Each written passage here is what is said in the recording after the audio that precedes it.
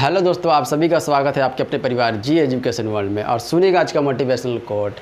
निंदा से घबराकर अपने लक्ष्य को ना छोड़े। निंदा से घबराकर अपने लक्ष्य को ना छोड़े, क्योंकि लक्ष्य के मिलते ही निंदा करने वालों की राय बदल जाती है। कुछ तो लोग कहेंगे, लोगों का काम है कहना। आप अपने काम पर 100% फोकस कीजिए, आपको लक्ष्य मिलेगा, ज़रूर मिलेगा। तो आ जाइए, मिल करके मेहनत करते हैं। तो स्वागत है आप सभी का अपने परिवार में, और सभी साथी तक इसको जोड़ लीजिएगा और सभी तक शेयर कर लीजिएगा, क्योंकि ये सभी के लिए इंपॉर्टेंट होने वाला आज के क्लास। आज हम लोग जानेंगे ब्लड के बारे में, खून के बारे में। बहुत ही बेसिक नॉलेज मैं आपको देने वाला हूँ, जो सभी के लिए एग्जाम के लिए बहुत ही इंपॉर्टेंट है। जितने भी एग्जाम में अगर ब्लड से अगर क्वेश्चन आते हैं, सब क्वेश्चन यहीं से आएगा। 2-3 पार्ट इसके होंगे, इसलिए घबराइएगा नहीं। वीडियो को ध्यान से देखिएगा। अगर वीडियो अच्छा लगे तो इसे दूसरों के साथ भी शेयर कीजिएगा, ताकि सभी को इसका लाभ मिल सके। तो चलिए स्टार्ट करते हैं आज के क्लास को। तो चलिए समझते हैं हम लोग ब्लड के बारे में। ब्लड को क्या बोलते हैं? हिंदी में रक्त बोलते हैं, इसको खून भी बोलते हैं, इसको उर्दू में लहू भी बोलते हैं, इंग्लिश में ब्लड बोलते हैं। ठीक है, यहाँ तक समझ में आ गया। अब देखिएगा, ब्लड के अध्ययन को क्या बोलते हैं? ब्लड के अध्ययन को बोलते हैं सेरोलॉजी बोलते हैं, या फिर हीमेटोलॉजी बोलते हैं। दोनों बोल सकते हैं, या तो सेरोलॉजी होता है या फिर हीमेटोलॉजी। ये आपका एग्जाम में क्वेश्चन पूछता है। आगे समझते हैं, ये प्राकृतिक कोलाइड है। ये क्या है? प्राकृतिक कोलाइड है। प्राकृतिक कोलाइड देखिएगा, सेकंड पॉइंट क्या है? यह प्राकृतिक कोलाइड है। प्राकृतिक कोलाइड का मतलब क्या हुआ? कोलाइड ऐसा पदार्थ होता है, अगर आप किसी चीज़ को छानते हैं और 100% नहीं छानता है, उस पदार्थ को कोलाइड बोलते हैं। अगर आप दूध छानते हैं और ऊपर मलाई में जो मलाई ऊपर छन जाता है ना, उसी को बोलते हैं। मतलब उसी को क्या बोलते हैं? एक तरह से समझिए तो कोलाइड बोलते हैं उसको। ठीक है, जो पदार्थ पूरी तरह से नहीं छानता, 100% नहीं छानता है, उस पदार्थ को क्या बोलते हैं? कोलाइड बोलते हैं। यहाँ तो समझ में आ गया। आगे चलते हैं, ये संयोजी उत्तक है। संयोजी उत्तक का मतलब क्या होता है? ये पूरे बॉडी को कनेक्ट करके रखता है। यह एक कनेक्टिव टिश्यू है, इसको कनेक्टिव टिश्यू बोलते हैं। ब्लड क्या है? कनेक्टिव टिश्यू है, जो पूरे बॉडी में सर्कुलेशन का काम करता है। ठीक है, सर्कुलेटिंग का काम करता है। ये हो गया संयोजी उत्तक। आगे समझते हैं, ये पीएच मान इसका कितना होता है? इसका पीएच वैल्यू जो होता है 7.4 होता है। इसका पीएच वैल्यू कितना होता है? 7.4 होता है। ये एक क्षार होता है। 7 से ऊपर अगर जाता है तो क्षार कहलाता है, 7 से नीचे जाता है तो अम्ल कहलाता है, और जो बीच में रहता है 7 रहता है तो इसको न्यूट्रल बोलते हैं, उदासीन बोलते हैं। ठीक है, तो इस पीएच वैल्यू इसका कितना होता है ब्लड का? तो 7.4 होता है।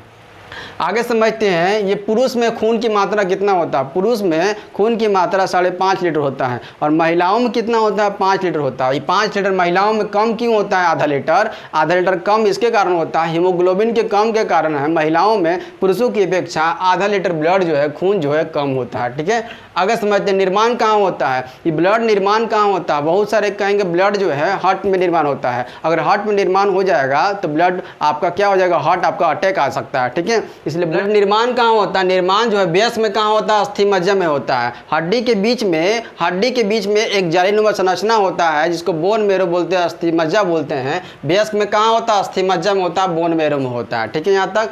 भ्रूण में कहाँ होता है? भ्रूण किसको बोलते हैं? जो बच्चा अभी पैदा लिया ही नहीं है, जो माता के गर्भ में ही है, उसको बोलते हैं भ्रूण। भ्रूण में क्या होता है? हड्डियाँ पूरी तरह से विकसित नहीं होती हैं, जिसके कारण से भ्रूण में जो है ब्लड का निर्माण कहाँ होता है? तो उसके लीवर में होता है। लीवर के मेसोडर्म होता है। लीवर में एक पार्ट होता है मेसोडर्म, उसी में स्थित होता है। वहीं पर क्या होता है? निर्माण होता है। क्या होता है? खून का निर्माण होता है, ब्लड का निर्माण होता है। यहाँ तक हो गया। आगे चलते हैं, स्टोर कहाँ होता है? ब्लड निर्माण तो हो गया बेस में, ब्लड निर्माण कहाँ? अस्थि मज्जा बोन मेरो में होता है, हड्डी के बीच में होता है। अब ये कहाँ पर स्टोर कहाँ होता है? और स्टोर होने का काम कहाँ होता है? तो पेट के बाईं साइड में, पेट के बाईं साइड में, मतलब किडनी के जस्ट ऊपर साइड में, यहाँ पर है ना, एक होता है स्प्लीन होता है, प्लीहा होता है, यहीं पर स्थित होता है। मतलब ब्लड बनता है बोन मेरो में, और जमा स्टोर कहाँ होता है? स्प्लीन में होता है, प्लीहा में होता है। स्प्लीन में होता है, प्लीहा में होता है। ठीक है, इसलिए इसको क्या बोलते हैं? ब्लड बैंक बोलते हैं। ब्लड बैंक किसको बोला जाता है? तो प्लीहा को बोलते हैं। ठीक है, अब आरबीसी का कब्रिस्तान भी प्लीहा को बोला जाता है। आरबीसी क्या है? तो खून के आगे मैं पार्ट बताऊंगा ना, तो उसमें आता है आरबीसी। आरबीसी का कब्रिस्तान इसको बोला जाता है, प्लीहा को बोला जाता है, क्योंकि आरबीसी की मृत्यु जहां होती है, यहाँ प्लीहा में ही होती है। ठीक है, यहाँ तक समझ में आ गया। आगे चलते कोलेस्ट्रॉल। कोलेस्ट्रॉल कितना होना चाहिए? 200 ग्राम प्रति डेसीलीटर होना चाहिए। कोलेस्ट्रॉल क्या होता है? आप तेल घी चीज़ें बहुत सारे चीज़ें खाते हैं ना, तो उसमें तेल घी में क्या होता है? चीज़ें तो खाते हैं, चीज़ें जब खाते हैं तो ब्लड में क्या होने लगता है? ब्लड के साथ सर्कुलेट होता है पूरे बॉडी में आपका। वही चीज़ें जो तेल घी आप खाते हैं, ज़्यादातर खाते हैं, तो क्या होता है ना, हार्ट से जाकर के चिपक जाता है, जिसके कारण से हार्ट अटैक की समस्या उत्पन्न होती है, या दिल जैसी बीमारी आपको उत्पन्न होता है ना, उसी कारण से होता है। क्योंकि कोलेस्ट्रॉल चीज़ें ज़्यादा खाने से मतलब कि तेल घी ज़्यादा चीज़ें खाने से है ना हार्ट अटैक की समस्या उत्पन्न होती है। तो ये कितना होना चाहिए, तो 200 ग्राम प्रति डेसीलीटर होना चाहिए। डेसीलीटर क्या होता है, अगर पैथोलॉजिकल लैब के अनुसार समझा जाता है तो इतना डेसीलीटर इतना होता है। तो कितना होना चाहिए ब्लड का कोलेस्ट्रॉल कितना होना चाहिए, 200 ग्राम प्रति डेसीलीटर होना चाहिए। ये चीज़ें समझ में आ गई आप लोग को। अब चलते हैं हीमोग्लोबिन। देखिए हीमोग्लोबिन को क्या बोलते हैं, शॉर्ट में HB बोलते हैं। हीमोग्लोबिन में क्या उपस्थित होता है, तो आयरन उपस्थित होता है, Fe उपस्थित होता है हीमोग्लोबिन में। ठीक है, हीमोग्लोबिन मतलब मेल का कितना होना चाहिए, तो मेल का हीमोग्लोबिन होना चाहिए 14 ग्राम प्रति डेसीलीटर होना चाहिए। मतलब कि पुरुषों में कितना होना चाहिए, 14 ग्राम डेसीलीटर होना चाहिए, प्रति डेसीलीटर होना चाहिए। और महिलाओं में कितना होना चाहिए, महिलाओं में कितना होना चाहिए, तो महिलाओं में 13 ग्राम प्रति डेसीलीटर होना चाहिए। ठीक है, इतना होता है। ठीक है, हीमोग्लोबिन कितना होना चाहिए, मेल में 14 ग्राम प्रति डेसीलीटर होता है और महिलाओं में कितना होता है, 13 ग्राम प्रति डेसीलीटर होता है। इसी हीमोग्लोबिन की मात्रा कम होने के कारण पुरुषों में देखिएगा, पुरुषों में अधिक होता है, महिलाओं के अपेक्षा खून जो है, ब्लड जो है, हीमोग्लोबिन की मात्रा अधिक होने के कारण ही क्या होता है, खून अधिक होता है। ठीक है, यहाँ समझ में आ गया। अब यहाँ आयरन उपस्थित देखिए, आयरन अगर ज़्यादा होगा तो हीमोग्लोबिन ज़्यादा होगा, आयरन अगर कम होगा तो हीमोग्लोबिन कम होगा। इसलिए देखते हैं अगर किसी महिला और पुरुष में दोनों को पीटा जाए, दोनों को पीटा, ज़्यादा चोट किसको लगता है, तो ज़्यादा चोट महिलाओं को लगता है, क्योंकि उनमें आयरन की मात्रा कम होती है और पुरुषों में आयरन की मात्रा ज़्यादा होती है। इसलिए पुरुषों का शरीर जो होता है कठोर होता है महिलाओं की अपेक्षा। तो ज़्यादा चोट किनको लगेगा, तो महिलाओं को ज़्यादा चोट लगेगा, उनका शरीर जो होता है सॉफ्ट होता है। यहाँ समझ में आ गया। आगे चलते हैं, रक्त परिसंचरण तंत्र की खोज। रक्त परिसंचरण तंत्र की खोज किसने की थी, रक्त परिसंचरण तंत्र की खोज जो है विलियम हार्वे साहब ने कहा था। इन्होंने बताया था कि रक्त जो है आपका पूरे बॉडी में परिसंचरण कर रहा है। ये बोलने का काम सबसे पहले किसने कहा था, ये आपका विलियम हार्वे ने कहा था। ये तो थी ब्लड के बारे में कुछ इंपॉर्टेंट बातें। अब समझते हैं ब्लड के कार्य। ब्लड के कार्य बहुत इंपॉर्टेंट है। ब्लड क्या कार्य करता है, तो विलियम हार्वे साहब ने कहा कि व्यक्ति जब तक जिंदा रहेगा तब तक ब्लड उसके शरीर में क्या होता रहेगा, सर्कुलेशन होता रहेगा, मतलब परिसंचरण तंत्र परिसंचरण करते रहेगा, पूरे बॉडी में परिसंचरण करते रहेगा। और कोई भी चीज़ दौड़ता है तो उसमें ऊष्मा उत्पन्न होती है ना। अगर हाथ को ऐसे रगड़ेंगे तो हाथ को रगड़ेंगे तो ये गर्म होगा ना, गर्म होगा तो उसमें ऊष्मा उत्पन्न होगा ना। उसी तरह अगर आप जिंदा हैं, जिंदा में अब क्या होता है, पूरे बॉडी में सर्कुलेट करते रहता है। इसलिए बॉडी का जो तापमान होता है 37 डिग्री सेल्सियस रहता है। जब तक बॉडी सर्कुलेट करता रहेगा बॉडी में, तब तक क्या हो, 37 डिग्री तापमान आपके शरीर की बॉडी का होगा। ठीक है, अब ये देखिएगा, अब ब्लड के घूमने का भी एक प्रेशर होता है। 120 की स्पीड से जाता है और 80 की स्पीड से आता है। 120 की स्पीड से जाता है और 80 की स्पीड से आता है। ये आपका ब्लड प्रेशर होता है। ब्लड प्रेशर कितना होता है, 120/80 होता है, 120/80 होता है। ये क्वेश्चन आपका यहाँ से पूछता है।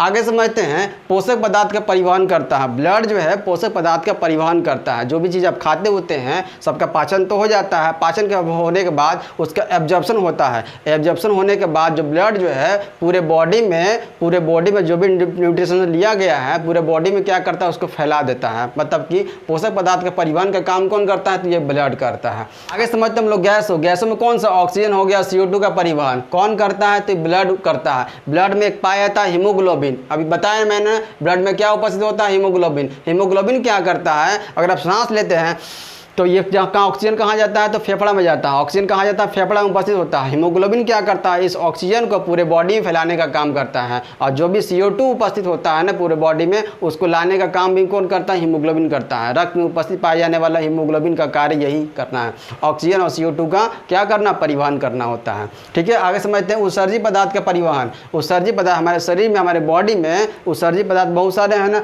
यूरिया है, अमोनिया है और भी बहुत चीज़ें हैं। ठीक है, इसका उत्सर्जन करने का काम कौन करता है, उत्सर्जी पदार्थ का परिवहन, मतलब कि परिवहन करने का काम कौन करता है, पूरे बॉडी में फैलाने का काम। पूरी बॉडी में जो घूमता है किसके माध्यम से घूमता है, किसी ब्लड के माध्यम से घूमता है। ठीक है, अब ये किडनी के संपर्क में जाता है तो किडनी क्या करता है, डायलिसिस के माध्यम से उस उत्सर्जी चीज़ों को निकाल लेता है और ब्लड को कहता है कि तुम अब जाओ। ठीक है, तो उत्सर्जी पदार्थ का परिवहन कौन करता है, तो ये आपका ब्लड करता है। तो परिवहन 3 चीज़ों का होता है, पोषक पदार्थ का परिवहन होता है, गैसों का परिवहन होता है और उत्सर्जी पदार्थ का परिवहन होता है। ठीक है, और ताप नियंत्रण किसके माध्यम से होता है, ये आपका ब्लड के माध्यम से होता है। ये बेसिक नॉलेज थी किसके बारे में, ब्लड के बारे में, रक्त के बारे में, ये बेसिक नॉलेज थी। ठीक है, कल हम लोग जानेंगे इसके पार्ट के बारे में, बहुत ही डिटेल से जानेंगे। ठीक है, इस वीडियो को यहीं तक रखते हैं।